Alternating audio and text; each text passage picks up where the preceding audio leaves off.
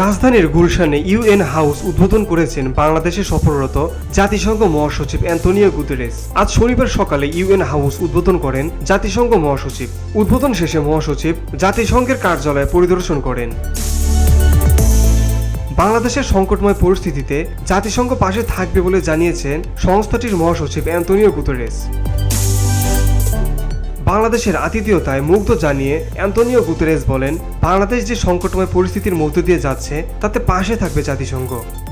We are totally committed to do everything we can to support Bangladesh in this crucial period and at the same time to draw the attention of the international community for the need to fully support you and for the need to fully support the generous action of Bangladesh in hosting such a large number of refugees in such difficult circumstances.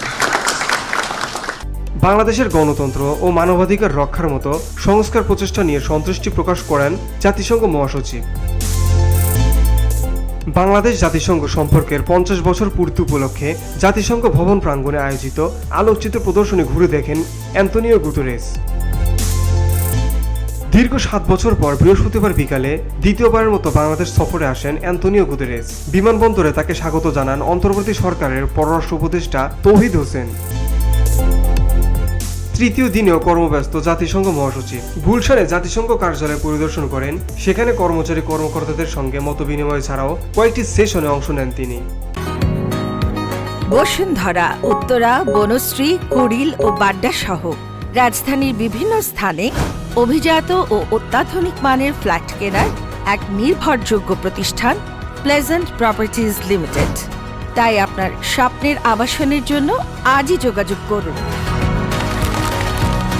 Pleasant Properties Limited, where destiny matches eventually. এরপর hotel ইন্টারকন্টিনেন্টালে দুপুর থেকে কয়েকটি রাজনৈতিক দলের নেতা সংস্কারের উদ্দেশ্যে গঠিত জাতীয় ঐক্যমত্য কমিশনের সঙ্গে বৈঠকে মিলিত হবেন জাতিসংঘের মহাসচিব। এরপর বিকেলে যৌথ সংবাদ সম্মেলনে অংশ নেবেন জাতিসংঘের মহাসচিব অ্যান্তোনিও গুতেরেস ও প্রধান উপদেষ্টা doctor Mohammad Yunus. Beauty Bangla news desk.